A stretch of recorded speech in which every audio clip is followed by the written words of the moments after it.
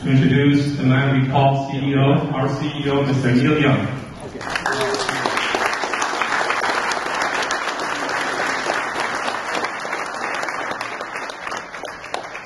Thank you, everybody, for being here. It's nice to see you all today. I think there's a lot of high-res music fans in here. Something tells me. I hope so, anyway. What we did was we started a little company. I've been thinking about doing this for like maybe 15 years now, since just before the turn of the century. I started thinking about cloud music and how maybe we could get good music back to people. And I started thinking about many ways of doing it, and had to throw out a lot of ideas because there was not the bandwidth, for whatever reason. And so we really just decided to make a player that played back great files, and more importantly, or equally as important, to make an ecosystem that would supply these files to the world. Now is to gather the information that we need to share with everyone. So far we have about 2,100,000 tracks, and it's pretty good there. Our base level is 44.116, and we go up to 192.24, which for new audio files is pretty obvious straight ahead stuff. If you're not an audiophile, the higher number is better than the lower one. Things go a lot faster, there's a lot more happening, and it's more fun to listen to. We proved that it's more fun to listen to, so we don't have to prove that anymore. All the musicians that I know, about 100 of them got in my car where we played back our system and played back. We had a little device called the Revealer, which played back a song, and you could switch between all of the different resolutions. We had 4 resolutions, starting with the lowly MP3 and ending up with 192 with 88 in the middle, and maybe a little 48 here and there or something. So we dropped it all in, and we just let people listen, and they decided for themselves. We didn't have to tell anybody anything. They all came out. We had 100% win on 192.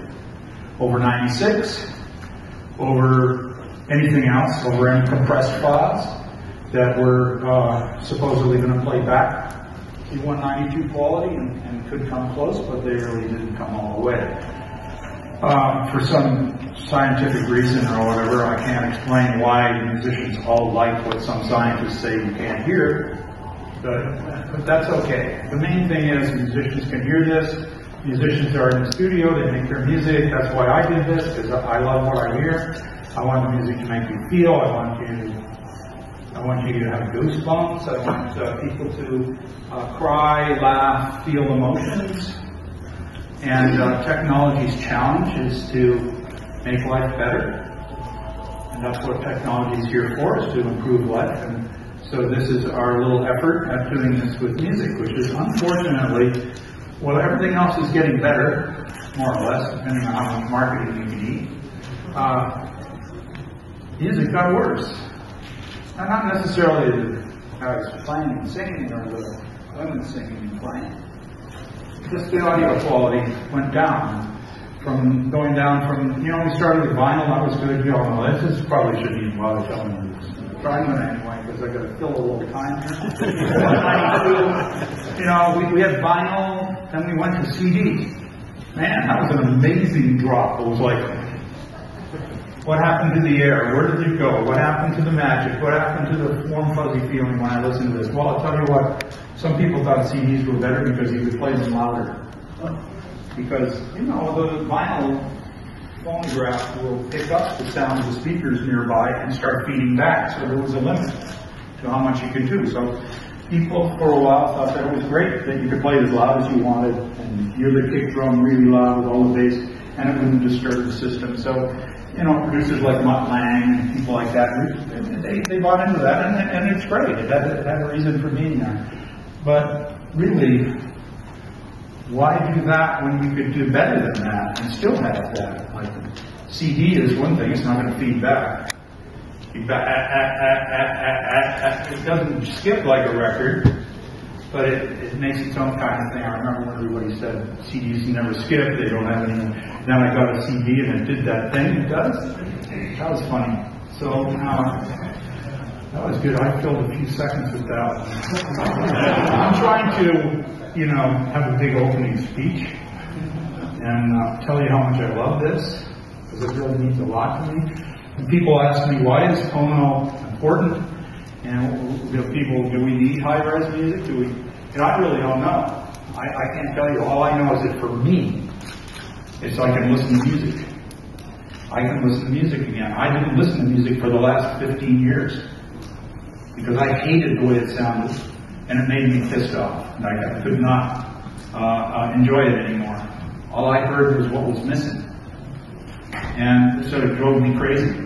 Not that I compare myself with a great painter, but if Picasso could only paint in black and white and a little bit of sepia tone everywhere, and it was also, you had to look at it through a screen door, that's kind of what I felt like when I heard an MP3 of one of my songs.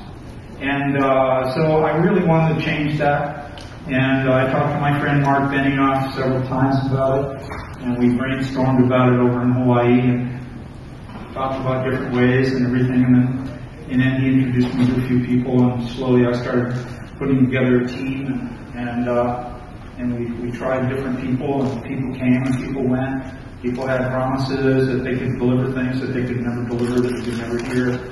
We listened to everything we could. We built a player that simulated what we wanted to do. Like I said, we played with my artist friends, and they all loved the super high-res music because it made them feel the music. That's all it's about, is to feel the music.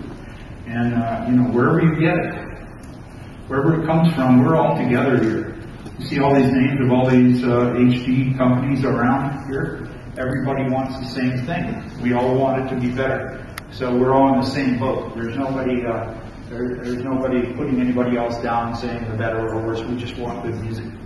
And so if we win, everybody wins. If someone else wins, everybody wins. If I am able to, with my excellent team of people, make a difference with this product so that music rises to the level that it once was, it's not me who wins, it's everybody who wins. Everybody who hears it, everybody who loves music. Now, if you don't care, and you don't want to hear this music, and you're going, well, what are they doing that for? I mean, we have MP3s, we got iPhones, we got iPads, we got, whatever it is. I feel good for you people. You have nothing to worry about. Congratulations, it's great. All those MP3s are yours. And it's true. If you can't hear the difference, or if you don't want it, I don't force this on anybody.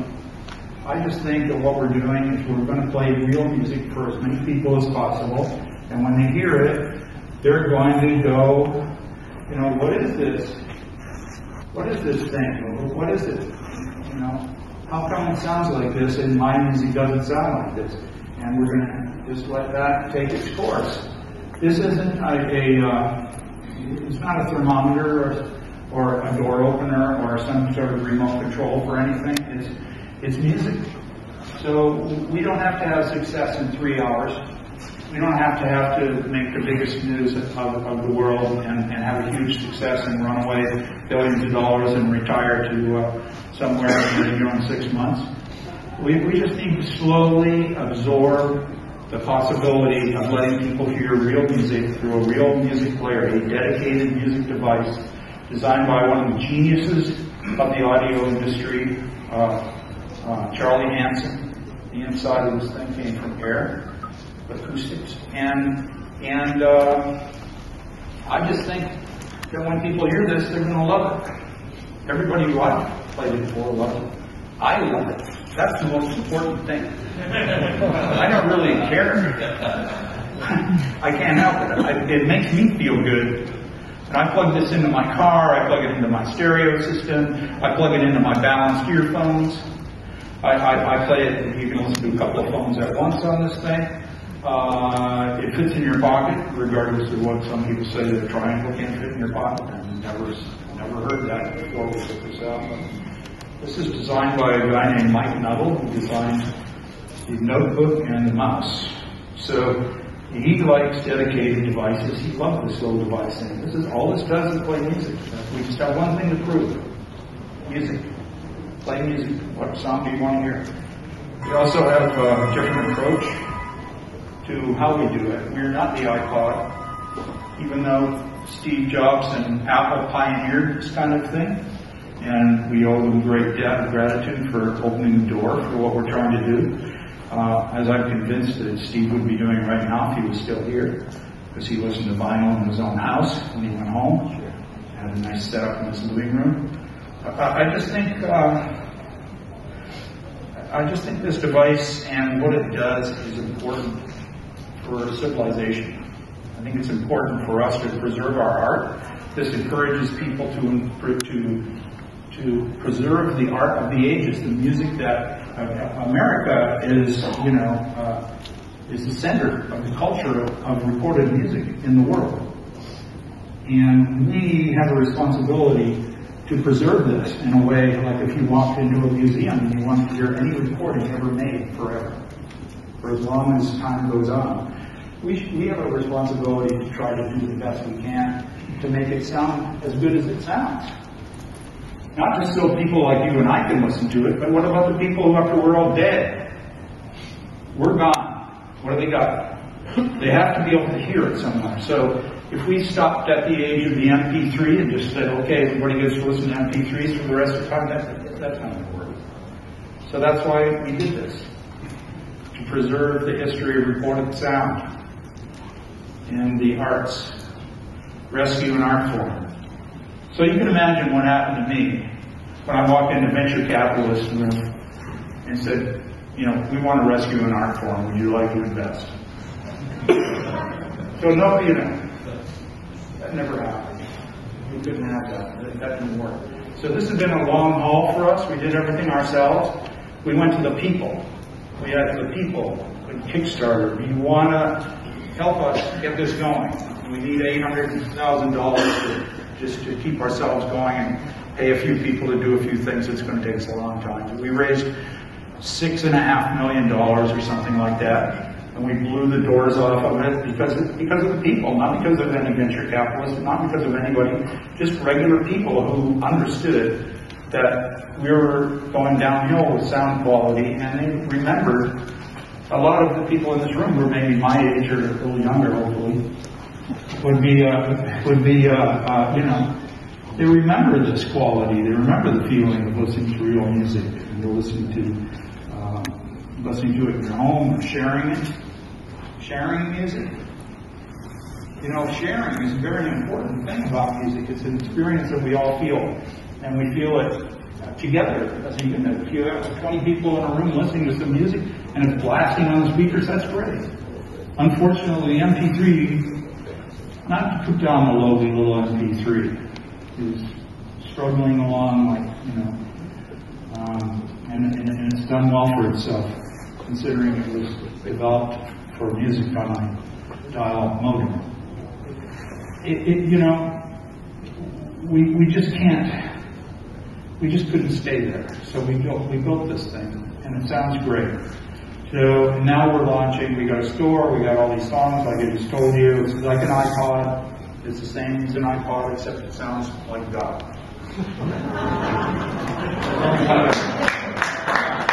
And it's got this shape, which I really like myself. I think I'm just going to, open it up or close it down or whatever we should do next. If you have any questions for me about this and about our organization, who I'm extremely proud of, have at it. Yeah, I got a question. With that, download the music into this player, is that it? Or is it already installed? You download the music into your computer or into a device that has a USB, and then you connect this up to it. And at this stage of our life, we get to prove that it sounds like great. Because it doesn't have anything else. There's no Wi-Fi involved in this. There's nothing. You plug it in, put your sounds in it, they go with you wherever you want to go. And how much music will it hold? How much will it hold? Yes, sir. Well, how many songs or how many gigabytes? Songs. Songs? Yeah. Well, how long? Nah, I can bullshit with the best of them. I don't, it holds more albums than I ever want to walk around with. You can, but you know, vinyl is very heavy. The drum, what's the end? Depending on the resolution, you can see the resolution graph up there. Depending on resolution, at 192, 76, 176, you can fit about 1,000 songs. Oh, okay, that works. I'm happy. Thank you. Yeah. Oh, great. Thank you. Way to go, big guy. No, that's good. I always thought 1,000 songs was a lot of songs. And even that, like, maybe how many albums is 1,000 songs? Do the math. It's a lot of albums. I mean, if you imagine, that's a lot of albums to have in your pocket, you know, walking around. Plus, if you don't like those albums anymore, then maybe one of them, you know, one of these environmental groups did something that pissed you off, so you're not going to listen to their music anymore, then, you know, get rid of that. Put something else on the player, because you got your whole thing in the cloud, you have everything on your player. Yes, sir.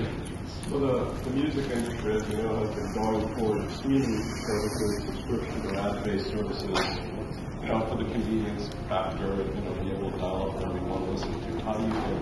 I mean, are you really going for more of an audiophile type audience with this? No, I don't like the term audiophiles. I'm not going for an audiophile audience. I'm going for a music loving audience. Music lovers come in all shapes and sizes. They cross every boundary that we've created. And well, it's kind of sexy with this background music. Slow down my rap a little now.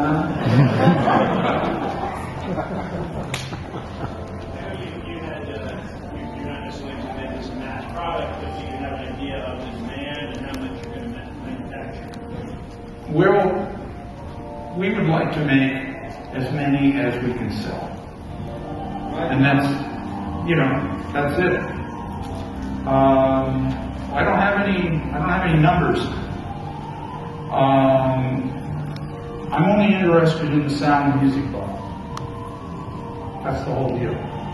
What music sounds like. This sounds great. I'm a musician. I want people to hear my art. A lot of people feel the same way. There's no secret, there's no goal, there's no, we're going to be a success if we sell 100,000 players in the first 6 months. There's no, we're going to be a failure if we only sell 20,000 in the first 3 months. It doesn't exist. In my mind, this is a success already because it lives and it's here.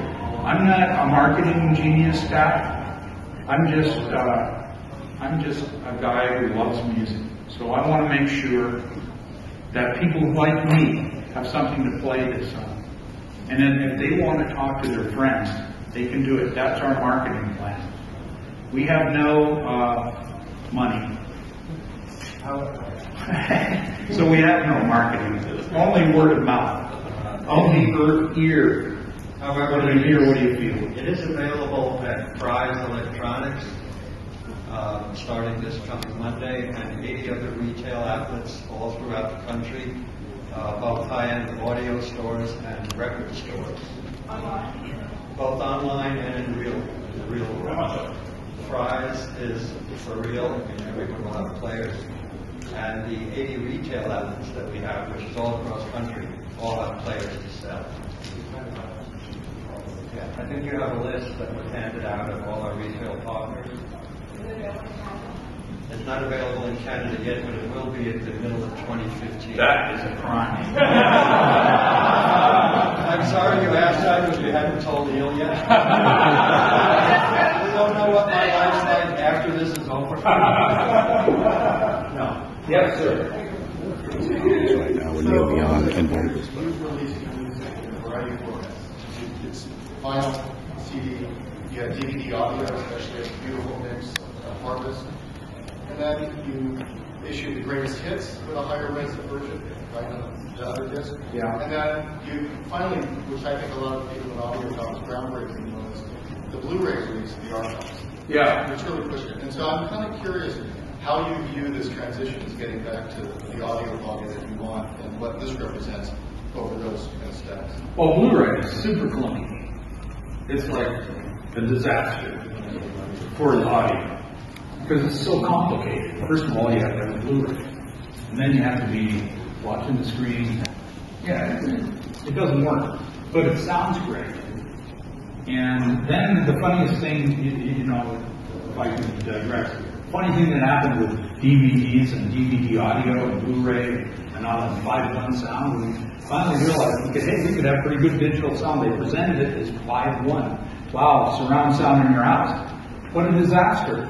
We had a chance to move the ball and everybody went the wrong way. We made bad furniture. No woman wants to have little boxes all around. It doesn't work. That's no good. You got to talk to the boss. What do you want to have in your house?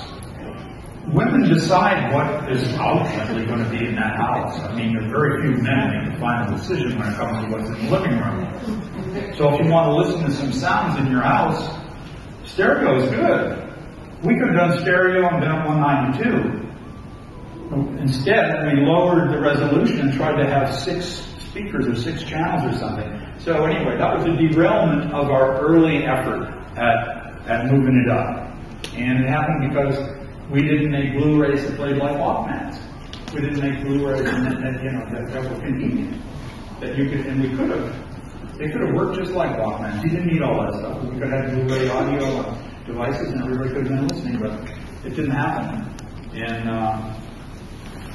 that's a good thing for you. It's kind of alive. It's a funny little thing. Hi, yes. Yes. What kind of buy-in do you have so far to the record business? 100%.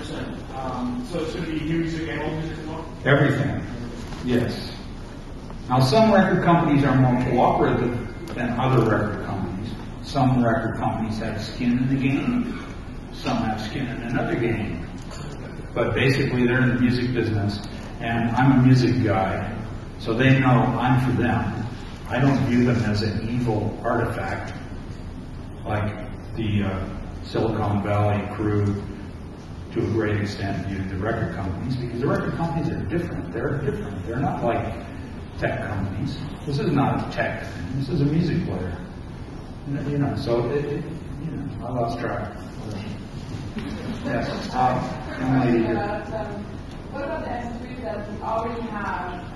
Will this upgrade the quality of the MP3? It'll sound better on this than it will on anything else, but it would still be an MP3. So scratch that and adopt a new music package. Yeah, well, the thing about that is if you put an MP3 file on this, which Pono won't sell MP3s, our floor is CD quality 44.1 and above.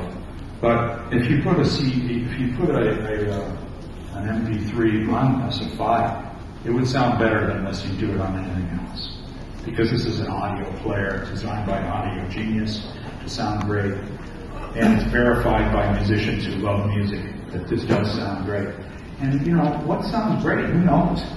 It's up to here, it's up to here. It's not something you can sit and talk about over and over again about what eyes and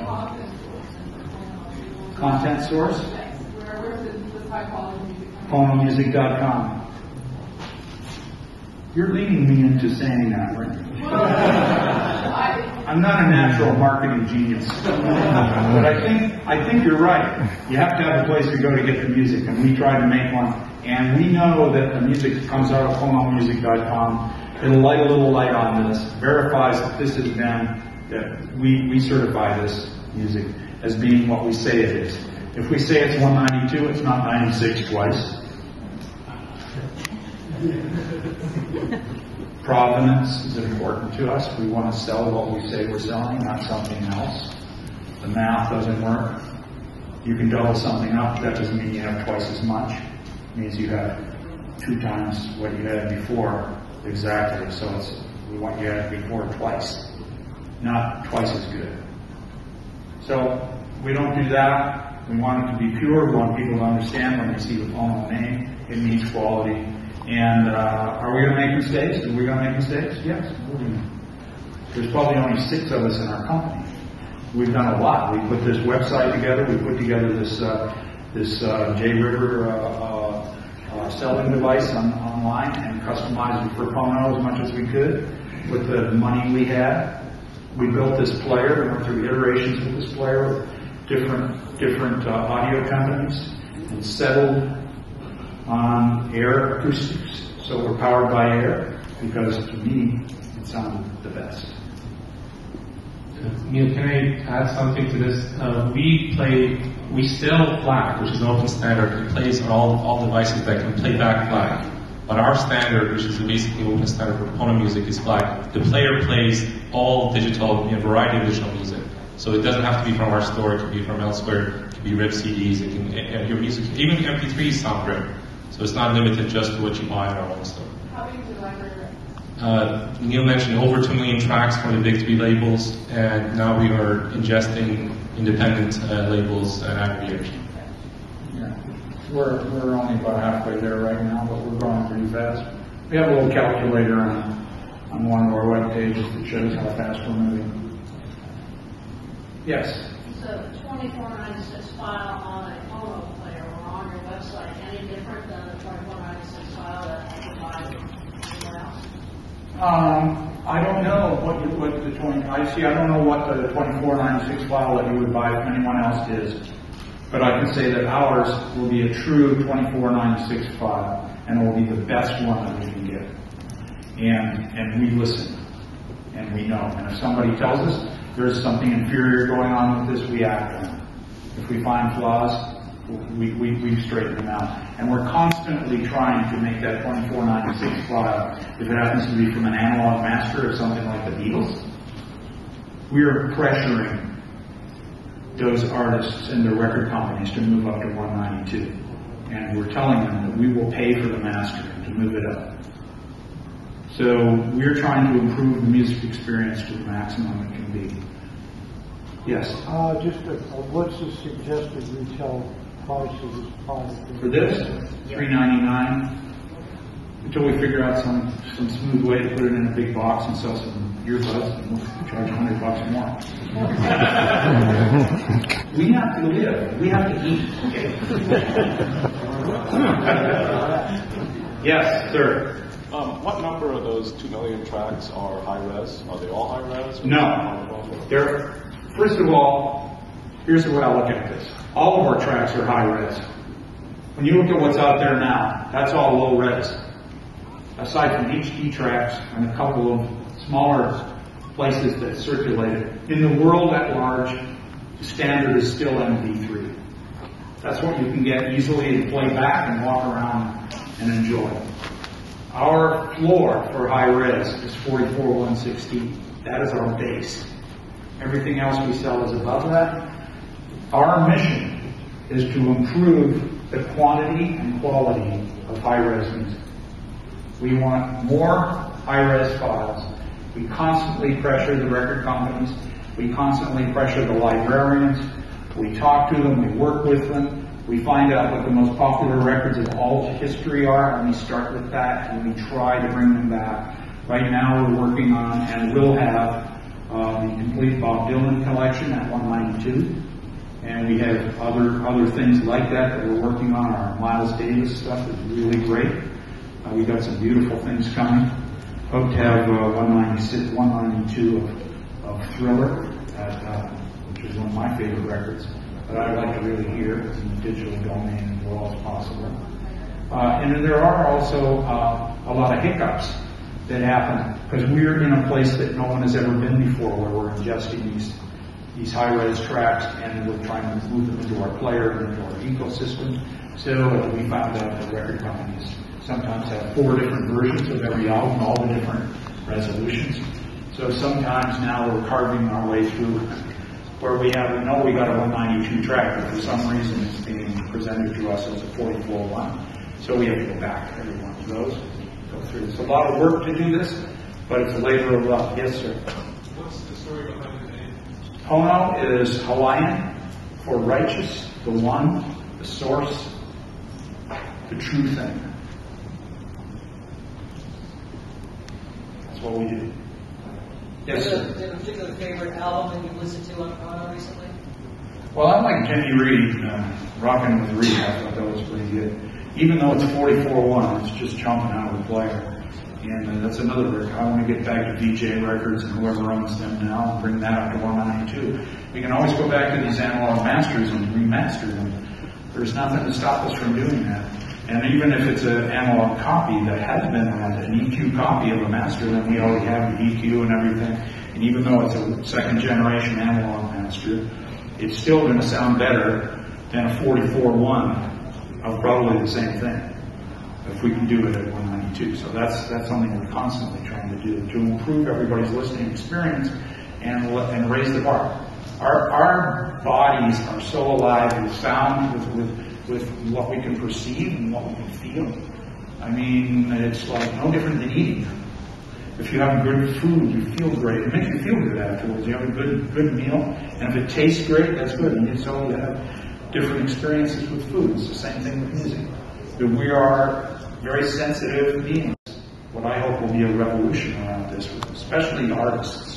When they hear this thing, it blows their minds. They want the music on this. Yes, sir. So, I mean, I think that artists love music and hear everything, but most consumers, it seems like they can listen to music on the radio, on their iPod, on Spotify. Is there a way that high quality audio can never catch on and get paid to be that foreign artist? Only if people like it. Do you think that there's sort of like I'm concerned with presenting the art. I'm not concerned with trying to hype it. I don't think it needs to be hyped. It is what it is. Like, I could say this is the best stuff that sounds like God. I could say all those things, but it really doesn't matter. What matters is if you hear it and you feel the song more than you ever did before, and you make a value judgment on what you want from the music. If you want Spotify, you can recognize the song immediately. Nobody's saying that they can't recognize it on Spotify, but can your soul recognize it? That's what I'm talking about. Do you feel this? Or is it just wallpaper?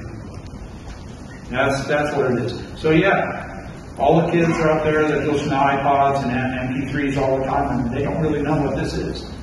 This is a huge thing.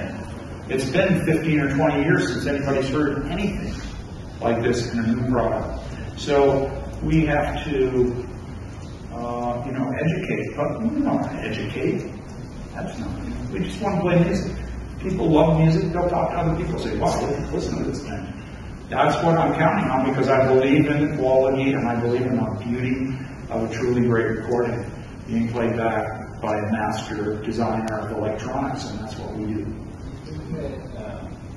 Is a music player the right approach right now when everyone's going on phone or websites? You're going to have their phones and websites anyway. The music player, what are the music players that are right there? There's a few. Well, none are as loud as this one. I mean, not so much in volume of music, but just in actual presence. So I think we have a chance. Neil, can you recommend that anybody who wants to hear Pono come to our booth? We have a booth here at the convention hall, as well as we have another setup at Hard Rock Casino and Harmon area, which might be a good time to present and bring up Ralph Santana from Harmon and introduce our partnership with them. Is that a good time? I have one more guy here who has a question. Yeah. Is the content tied directly to the player? I mean, you said it's a code flat, so you should be able to play it on any player, correct? You can play it on anything that'll play it. So you can go to your site and download this 192 content, and then I can transcode it as DRM, and then it will just You should be able to do whatever you want with it, but, it won't sound as good as it does through this. Because we made this, yes, but it'll play it. It's an open standard. Yeah. It's flag. It's open There's standard. no, we're not trying to say, hey, we got this, you're going to use a few bucks for that. No, the music, it's just about the music. The music is open, the music is wild. The music has been created for us to listen to. We're just trying to deliver it in its true form. That's all we want to do. We don't want to own it. We don't want to own the file that it's in. We don't want to own the format. We don't want to compress it. We don't want IP on compression. We don't want any of those things, because every one of those ideas takes away from the final result of just recreating the absolute master without doing anything to it. And that's what we try to do. Okay? Okay, Ralph, you want to join Neil? Hey, Ralph, how are you? This is Ralph Santana, Chief Marketing Officer of Harmon.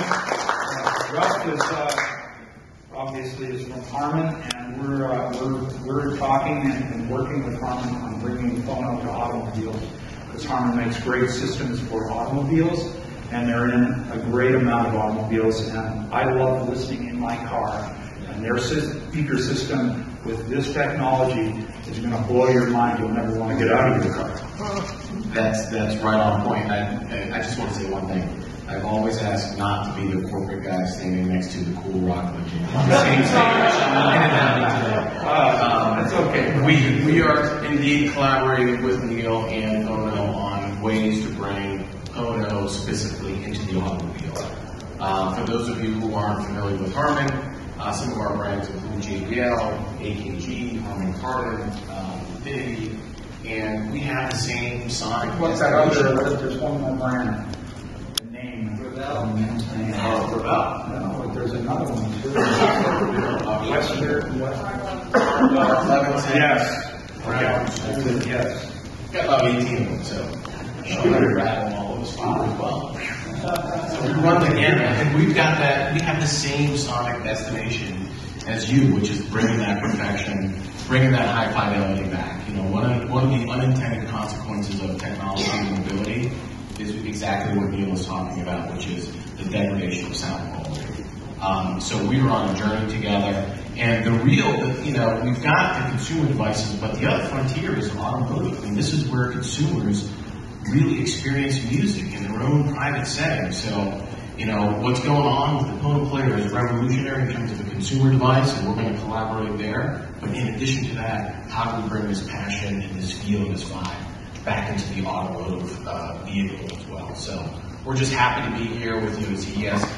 My only point would be, make sure you do come by and experience the Pono player. Come by the Harbor booth at the Hard Rock. We've got displays set up so you can actually hear what he's talking about. Until you actually hear this, you can't quite experience it. So come by and check it out. And it's going to be there obviously throughout the week here. So we're just happy to be here. Thanks, Ralph. Thank you, Ralph. Thank you.